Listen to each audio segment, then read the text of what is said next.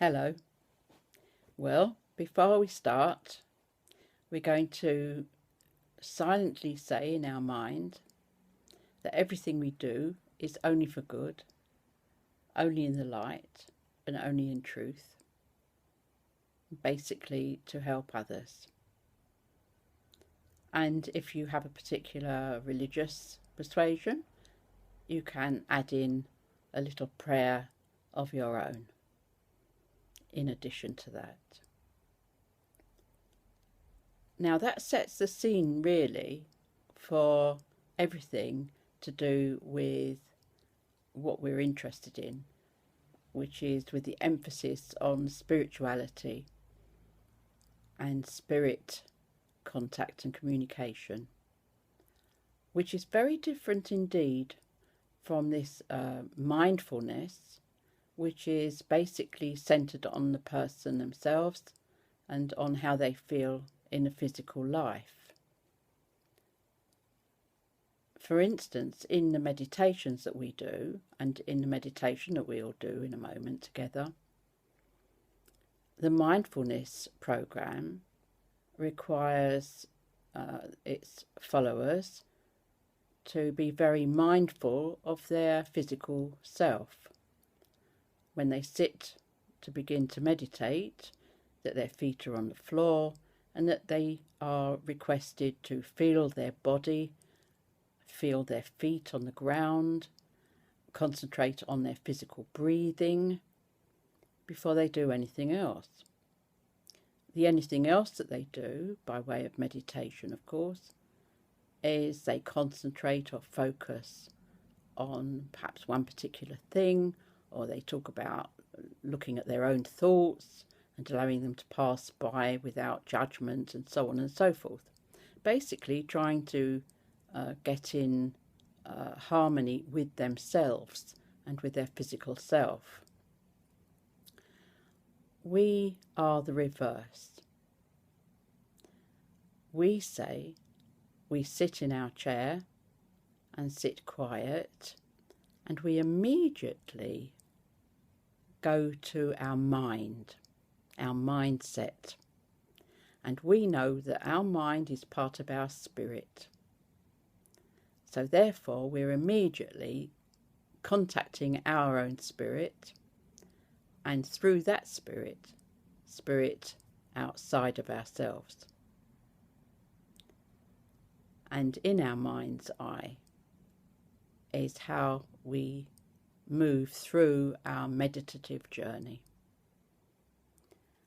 And in order to elevate our consciousness above that of the earth plane, we basically have what other people might consider an out-of-body experience or an astral journey. That is, we forget our physicality and we concentrate only on our mindfulness of spirit and spirituality.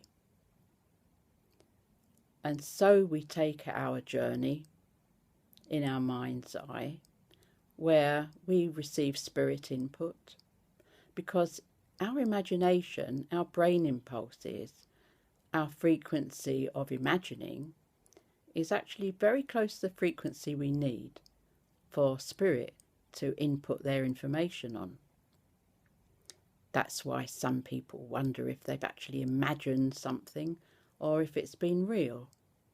Only time will tell. However, what I always say to students is that if you imagine something, you can unimagine it. If you imagine a hat, for instance, or a bag, a pair of shoes, something mundane, and you decide not to imagine it any longer, you can just dismiss it from your mind. Now, if someone on the spirit side has put an image into your mind, if you don't want it any longer, it won't just go. You will have to actually say, look, can you take this away, please? That's if you want it to be taken away. And only then would it go. Other than that, it will remain. It would also have a subtle energy that accompanies it, which is basically life itself. And then when we finished our journey of the mind, when we once again return to becoming aware of our physicality again, what we always say is you become aware of your body, of the weight of your body sitting in your chair. You become aware that your feet are on the floor. You become aware that you are a physical being again, and you have to move your toes and fingers and have a little wiggle to get the circulation going properly again before you open your eyes and perhaps take a drop of water, something you may have furnished yourself, a cup of tea or something, and restore yourself to the usual physical situation and condition that you were in before you undertook the journey. So you see, that's very opposite of the mindfulness concept.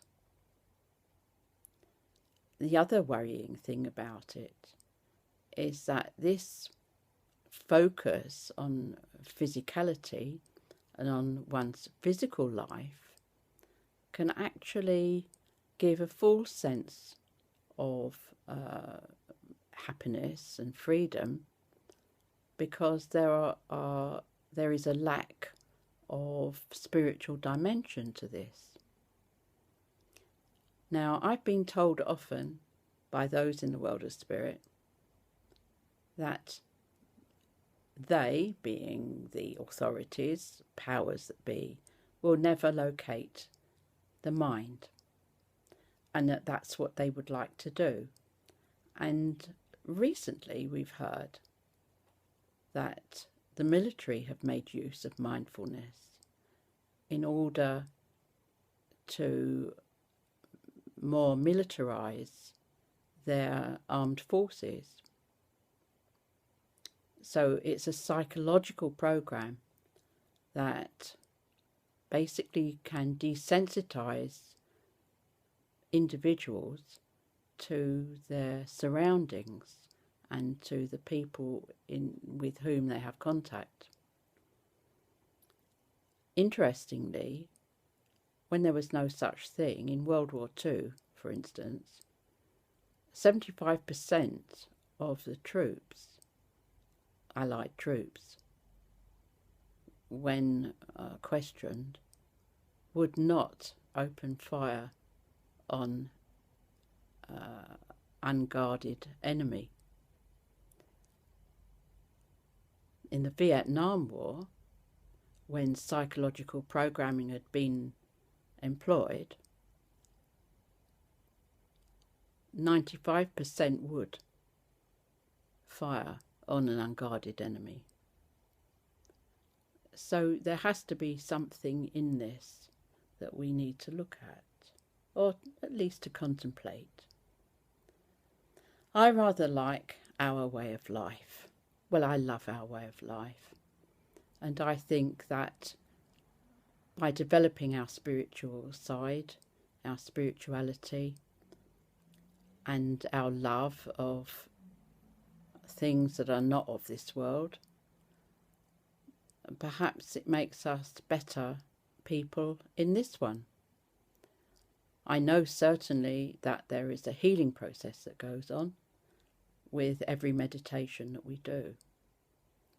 We don't concentrate on our physicality or our breathing or anything to do with our body when we take these journeys.